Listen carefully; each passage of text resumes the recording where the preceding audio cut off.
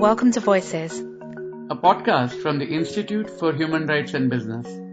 Here we're seeking to elevate the range of perspectives on the role of business in the world and in people's everyday lives. Hello everybody, this is Salil Tripathi, Institute of Human Rights and Business, and I'm speaking today with Mary Lawlor. Mary Lawlor has recently been appointed as the Special Rapporteur within the UN system, which is one of the special procedures at the UN for human rights defenders, basically to look at the situation of human rights defenders. She comes with a very distinguished line of work in this area, one of the founders, and she started up Frontline Defenders, which is a human rights organization which has done enormous amount of work for defending human rights defenders in very difficult situations. And much before that, Mary, you and I were colleagues at Amnesty. That is our past. So Yes. Lovely to talk to you today. Thank you, Celine. Lovely to be talking to you too. I think my first question is a straightforward one, that as you begin your term, what do you see are the main challenges today? Well, as you know, there are a lot of human rights challenges now regarding human rights defenders. The areas that I'm going to prioritise are, first of all, rural and marginalised human rights defenders, people who aren't connected to the UN or who are isolated. And these can be people, women human rights defenders, LGBTI human rights defenders who are children, and human rights defenders with disabilities, and those working on the rights of migrants, and those, as I said, in very remote areas. And I would hope that, for example, when I go and hopefully in the coming years meet with some of these defenders, that I can meet with them in their place of work rather than have all the meetings in the capital cities. Another area is long-term prisoners, human rights defenders who have been given very long terms up to life imprisonment and who are stuck there. And the reason for this is because I found through my work that, there's always a flurry of activity when somebody is arrested and given a long sentence. And a lot of NGOs get involved. You have governments taking action. And then as the years go by, they fail from the sight and nobody pays any attention from them because it's so difficult to sustain action on somebody who is spending year after year after year after year in prison. So it gets reduced to maybe, on the birthday or on an appeal, or the trial appeal or something like that. So to be honest, I don't know how we're going to do this, but I really want to concentrate on people like Abdulhadi Al-Khwaja in Bahrain, or Asimjan Askarov, who has a life sentence in Kyrgyzstan, and his very last appeal following the intervention of the Human Rights Committee to the Supreme Court failed last week. And there are 3 women in Iran, for example. One of them, Nazrin Sotoudeh, has a sentence that if she's doing 12 years, but if she added up all the years for all the charges that they have brought against her, it would be 38 years. And then there's another young woman who's just 30 and she's serving a 10-year sentence. So it's an area that I think is a difficult area because nobody knows what to do, but I'm hoping that over time we'll come up with some more ideas. And then, of course, there's the shocking incidents of human rights defenders who are killed and the online smearing. 85%, for example, of the human rights defenders who were killed, who were documented by Frontline Defenders, last year had previously been threatened, either individually or as part of a community. And these online smears and threats, they set human rights defenders up for attack, and they lead then to an increase in hostility towards them, intimidation, physical attack, and sometimes then killing. And of the over 300 killings of human rights defenders last year, 13% of them were women, and 40% of those killed worked on land, indigenous peoples and environmental rights. It's an area that I think is really important, killings, because again, there is a view taken sometimes that somebody is killed and sure there's nothing you can do for them now anyway, and you should concentrate on the people who are still alive. But I think we need to have a red line that no one should be killed. Peaceful human rights work. So they're the kind of things that we're talking about. Reprisals, of course, against offenders who are cooperating with the UN or that kind of thing. As everybody talks about how important follow-up is, but it's very difficult to have a system where there is systematic follow-up on cases. No, absolutely. But we also are at a very peculiar transition point in history, in the sense that, we have taken for granted the international architecture of human rights and so on. And war on terror, of course, was one major setback in terms of rolling back of freedoms.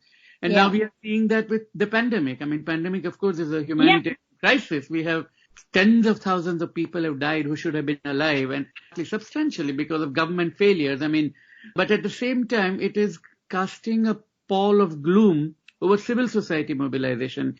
As we are speaking today, we know that in Hong Kong, China is about to introduce new laws which are going to make it even harder for any human rights work to go on. And we have had similar laws in Hungary, similar laws, or at least practices in India that has been going on, which makes it harder for people to meet each other. This tracing technology, that everybody will have it on their phone, is meant to track down people who might be carrying the virus, but it also means if a human rights defender meets another human rights defender, the state can find out if it wants to. So the purpose is being misused there. So what, in your view, can be done? I know it's a humongous challenge, especially when the governments that traditionally tend to speak up for human rights are themselves in a retreat. Yeah, it's a very difficult issue, and I know it's one that the rapporteurs at the UN have all been working on, and I know that there are, I think, 12 rapporteurs that are going to be doing their reports on the impact of COVID on whatever their mandate is. But when it comes to human rights defenders, as you rightly point out, there's so many laws. On the UN website, on the COVID page, special procedures, you can see the International Centre for Non-Profit Law is cooperating with the mandate holder. And 84 countries have now introduced emergency declarations. 31 countries have put in measures that affect freedom of expression, 27 privacy, and 111 freedom of association and assembly. And yes, of course, for the common good, measures have to be put in place to protect the life and health of people. But the real problem is that, as you said, governments are using the pretext of COVID to drive measures that they probably wouldn't get away with in normal times. So, for example, in Russia, they're just about to install the largest camera system with facial recognition that has ever been put in place. In Israel, they started to work with the NSO agency, which is, as you know, notorious for supplying malware to governments to gather information. Then you have the awful stuff where you have these autocratic people like your man Duterte in the Philippines who, when some people who were living in informal settlements protested that they hadn't got any food in the 2 weeks since the lockdown, he basically gave an order to the military and the police that they should shoot dead anyone who violated curfew. And, for example, we just did a communication today on a woman human rights defender in Nairobi. Her name is Ruth Mumby. And Ruth had documented the eviction of very poor people from their houses, and literally with nothing. And she had posted on social media. She had also looked for donations of food for these people because they had no means of survival. And she got a death threat and the police wouldn't investigate it. And then they went to her mother at midnight, whoever these people were. They said they were police and the mother told them to come back the next day. But this is how things are being turned on their head, as you say. But I think the only answer is that we do have to push for a rights-based approach that's based on non-discrimination and participation and accountability. And to understand that there are so many rights that are involved, like health and life and housing, poverty, freedom of expression and association. And then, other things like domestic violence where people are more vulnerable because of the lockdown, racism and discrimination and the rights of older person. And also, we're doing everything online nowadays, and nobody thinks twice about it. But the information that could be collected by all this online activity is horrendous. So I think it is really important that the response has to be aligned with universal human rights values, and also the interdependence and universality and interconnectedness of all rights. Because I think it's the only way that you can come back against COVID. Absolutely. I mean, there are these older viruses in the system which are even more virulent and persistent, because we can probably find some kind of a vaccine to deal with COVID in a few years' time, but who knows about these? These will remain with us. Now, which brings me to an older story, and which of course you're very familiar with, and since we are the Institute of Human Rights and Business, is that in 2015 was the 20th anniversary of the execution of the Ogoni 9, and at that time we at the Institute for Human Rights and Business had published a report with frontline defenders, in fact, and civil rights defenders, which outlined the landmark cases and provided some recommendations of what can be done, such as, not attending trials and not having slap cases and not filing criminal defamation suits and all that. Since then, of course, the International Service for Human Rights has published guidance, and Michel Frost, your predecessor, has also made some communications in that regard. UN Working Group is also looking at the issue. So the idea of business and human rights defenders having some common interests doesn't seem as outrageous as it appeared.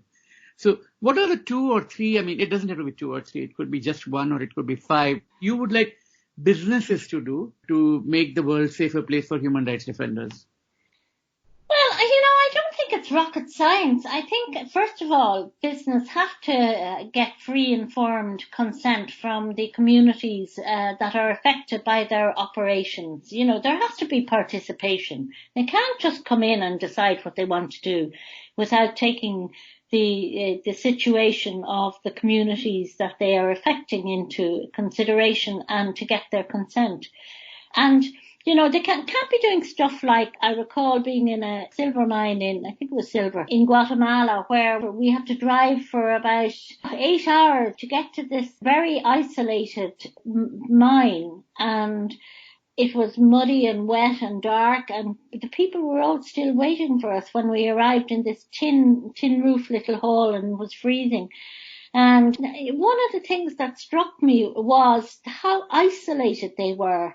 And they were indigenous people. And the environmental impact statement the business had done had been lodged in Guatemala City, which was hundreds of miles away from them. They never left their area.